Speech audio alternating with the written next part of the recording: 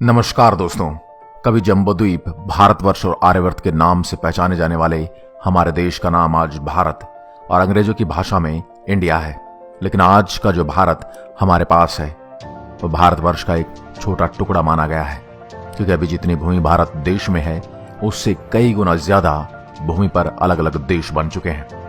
आज हम आपको बताने वाले हैं प्राचीन काल में विश्व गुरु रहा भारत कैसे खंड खंड होता चला गया। आज हम उन देशों के नाम आपको बताएंगे और थोड़ा सा इतिहास भी बताने की कोशिश करेंगे। सबसे पहले बात करेंगे हम अफगानिस्तान के बारे में।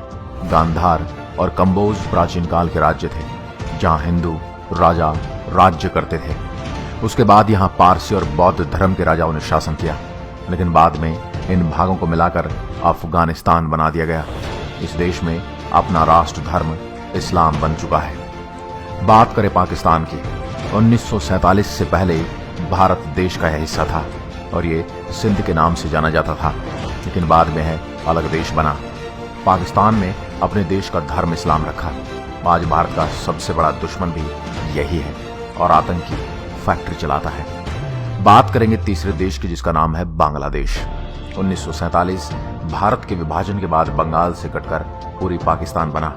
1949 में आवांगी लीग की स्थापना हुई, जिसका उद्देश्य पूरी पाकिस्तान को संवेदना दिलाना था। 1971 में शेख मुजीब और आवांगी लीग ने 26 मार्च को स्वतंत्रता की घोषणा कर दी और नए देश का नाम रखा गया बांग्लादेश। बात करते हैं अगले देश की जिसका नाम है नेपाल। नेपाल एक स्वतंत्र राष्ट्र है। कुछ साल पहले यहाँ हिंदू राष्ट्र हुआ करता था, लेकिन अब यह भी एक सेकुलर राष्ट्र घोषित हो गया है। प्राचीन भारतवर्ष में नेपाल भारत का है खंड भाग था, जिसे देवघर कहा गया है। इसी देश में भगवान श्री राम की पत्नी सीता, जिनका जन्मस्थल मिथिला में स्थित है। बात करेंगे भूटान के बारे में। प्राकृतिक सुंदरता से भरपूर भूटान भी कभी भारतीय जनपदों के अंतर्गत एक जनपद था और अखंड भारतवर्ष का हिस्सा था। बात करेंगे तिब्बत की। तिब्बत को त्रिवष्टप कहा गया था, जहां ऋषिका और तुसारा नामक राज्य थे। आज चीन द्वारा कब्जाया हुआ यह देश भी भारतवर्ष का अभिन्न अंग था।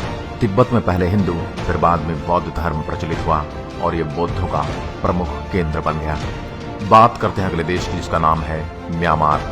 म्यांमार को प्राचीन भारतवर्ष में ब्रह्म देश के नाम से जाना जाता रहा है। यह देश म्यांमार प्राचीन काल से ही भारत का ही एक उपनिवेश रहा है। हालांकि मुस्लिम शासनकाल में म्यांमार शेष भारत से कटा रहा और यहाँ पर स्वतंत्र राज्य सत्ताएं कायम हो गई। बात करते हैं अगले देश की जिसका नाम है श्रीलंका। श्रीलंका भारतीय उपमहाद्वीप के दक्षिण में हिंद महासागर में स्थित एक बड़ा द्वीप है। यह भारत के चोल और पांड्य के जनपद के अंतर्गत आता था।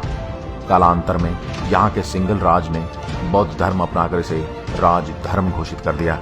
आज श्रीलंका भारत से अलग है। बात करते हैं अगले देश जिसका नाम है मलेशिया। वर्तमान में मुख्य 4 देश मलेशिया, इंडोनेशिया, थाईलैंड और वियतनाम जैसे देश भी कभी भारत के ही जनपद हुआ करते थे। आज सब अलग अलग स्वतंत्र राष्ट्र हैं। बात करते हैं अगले देश की जिसका नाम है सिंगापुर। प्राचीन काल भारत का इस हिस्से का नाम सिंहपुर था, जो आज सिंगापुर हो गया है। बाद में 9 अगस्त 1965 को अंग्रेजों ने सिंगापुर को एक स्वतंत्र गणतंत्र देश बना दिया। अगला देश का नाम है थाईलैंड। थाईलैंड का प्राचीन काल भारतीय नाम शाम देश है। बौद्ध धर्मावलंबियों की जनसंख्या वाला यह भूभाग भारत से अलग राष्ट्र है। अगले देश का नाम है इंडोनेशिया। इंडोनेशिया में मुसलमानों की सबसे ज्यादा संख्या है। हिंदू मंदिरों से पटा पड़ा यह देश इस्लामिक राष्ट्र और भारत से अलग है।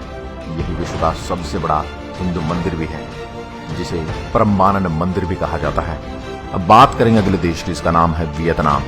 प्राचीन काल भारत में वियतनाम को चंपा कहकर पुकारा जाता था। चंपा के लोग चाम कहलाते थे। वर्तमान समय में चाम लोग वियतनाम और कंबोडिया के सबसे बड़े अल्पसंख्यक हैं। आज यह अपने आप में एक स्वतंत्र राष्ट्र है। भारतीय इतिहास के अनुसार भारत के सम्राट विक्रमादित्य ने संपूर्ण अरब को जीतकर अपने साम्राज्य में मिला लिया था।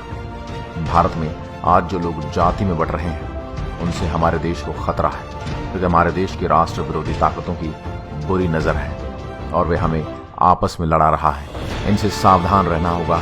हमें सब अगर बंद नहीं किया तो हमें आज नहीं कल और कल नहीं तो परसों पछताना तो पड़ेगा ही। आप